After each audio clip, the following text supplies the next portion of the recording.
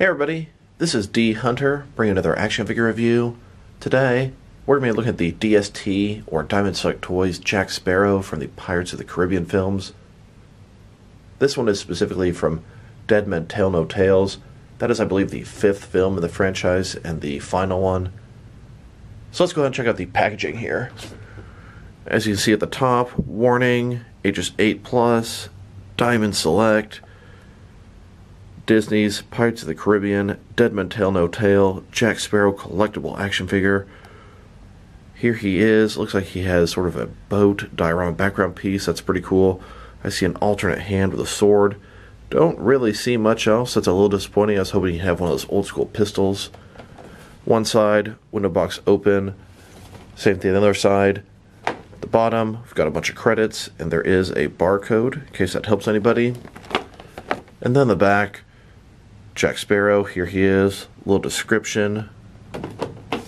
So no further ado, let's get him open. This Jack Sparrow is from the 5th film, but he should work for a Jack Sparrow from pretty much any of the films. There was an older, I think, NECA Pirates of the Caribbean line, but they had very little articulation. This should be the best Jack Sparrow figure out there. We'll find out here in a sec. Alright, now that we got this figure out of the package, here he is with all his accessories laid out. He does come with one alternate hand, which is permanently attached to his sword.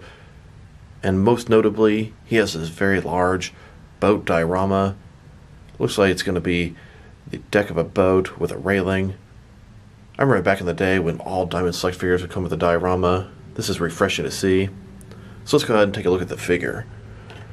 So this is Jack Sparrow from the 5th Pirates of the Caribbean film, but he should be able to be used from any of them. He definitely looks a lot like Jack Sparrow.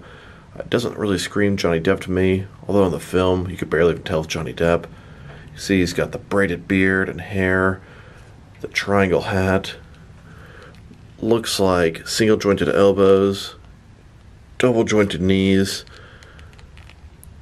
Overall the detail's pretty nice. The sculpting, the different texturing on the different parts of clothing. Very good Jack Sparrow, and it's going to be a good pirate in general. And here's a figure broken down as far as he can go, with all of his removable parts detached. Would have been nice if he had an alternate head or removable hat.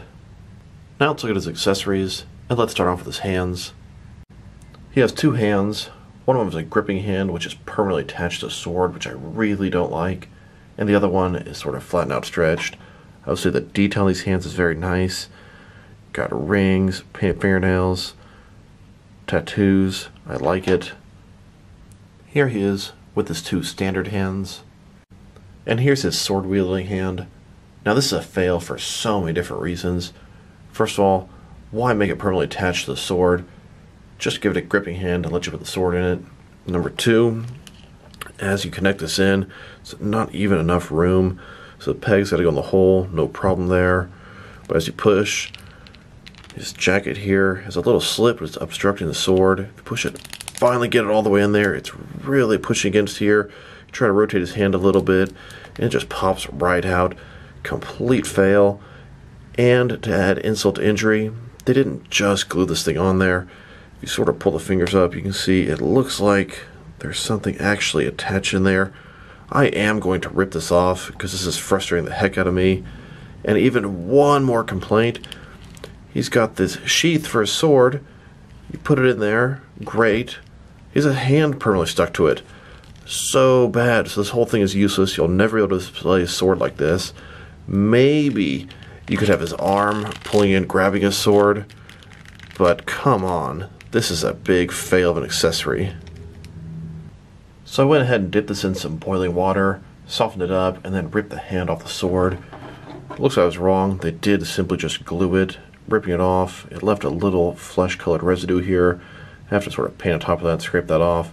Not that big a deal, but why would they have made it permanently attached? This gripping hand is just fine, and the sword is just fine separately.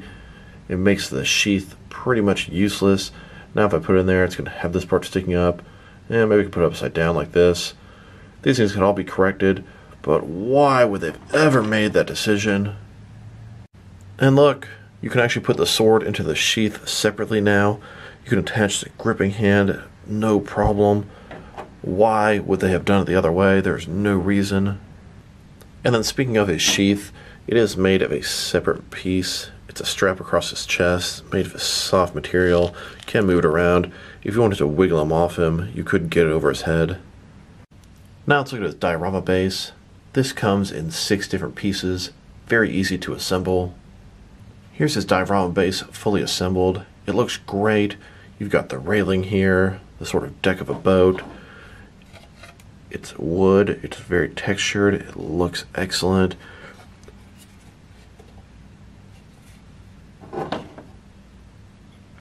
Once you put him in there, he fits and looks great in this thing. It looks like there'd be room for 2 or 3 figures on it easily. Here he is on the boat, giving orders to sail away. He also comes with an oval stand. Black oval, 1 peg, kind of hollow. Now that we've taken a pretty good look at both the figure and his accessories, now let's check out his height. From bottom to top, sitting at about 6.8 inches tall, which is going to translate to a hair over 17 centimeters. Now let's check out his articulation. Starting with this head here, of course, it can rotate from side to side. You can look up and down, not too much, but a little bit. Can tilt his head from one side to the other, giving him a nice amount of personality. Shoulders on a ball joint. You can go out about 90 degrees, maybe a hair less. Up, down, around, all that good stuff. No bicep cut. Single jointed elbow. Goes in a little bit more than 90 degrees, plus has rotation on the top. His wrist, it can rotate, and it's going to be hinged as well. In the middle here, he's got kind of a ball joint up here, can rotate around, can also go forward and back. Looks like no waist articulation besides just the ball in his torso. His legs, and I was very impressed with these. They don't have a ball joint, similar type concept. The little slit here allows him to go completely out. Go forward, I don't know, about that far. Back, not too much. There is a thigh cut up there. He's got double jointed knees. Go back about that far. Then his ankle here, of course, it goes up and down, and it can tilt and rock quite a bit. I will tell you, when I first opened the figure, I was very impressed with the leg articulation, how they allowed his leg to go completely out. And then as I got further into the figure, I was very unimpressed with how his hands work. You just cannot get his hand over enough to reach a sword, and especially with the sword being permanently attached to his hand. Very, very poor choice there, Diamond. Now let's check him out next to some other action figures, starting off with some other Pirates of the Caribbean figures. Here he is next to an older NECA Pirates figure. This is Sal Fenn. The NECA figures were pretty poorly articulated, nicely sculpted, and seem to be a little bit bigger than the Diamond Select Jack. Then, next to a Jakks Pacific Angelica figure, here's Jack Sparrow dueling a couple of Mattel, DC Multiverse, Collect and Connect King Shark figures. They definitely meet the water and ocean theme. Then, taking on a couple of Mattel Wrestling Sailor figures. I always wanted a pirate to fight my NECA Ultimate Golden Angel Predator. The Golden Angel Predator came to Earth in the 1700s, fought and killed some pirates, took a pistol as a trophy, and then in the 1900s, gave it to Harrigan. Here he is next to a DC Direct, Pirate, Bruce Wayne, Batman. Jack Sparrow versus Batman. I bet you never thought you'd see that.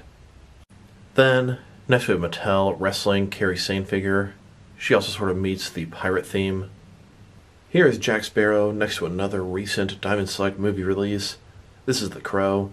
I believe these guys came out on the same day, but look at the height difference. These guys are scaled up at least a full half-inch difference. Now let's check him out next to some action figures from different various companies to see how he fits in both scale and style-wise, in case you want to know which lines you can mix him with. Here he is with some of his DST or Diamond Select Toys brothers. In front of you are 5 different action figure lines, all from Diamond Select Toys, all 7-inch scale. Look at the scaling on these guys, it's all over the place. Just like how John Wick is taller than almost all the other Diamond Select figures, Jack Sparrow here is smaller than almost all the rest.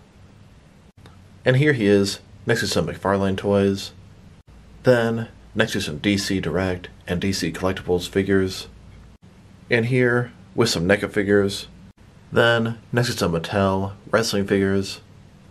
And here he is, next to some Mezco 1/12 cloth soft goods action figures.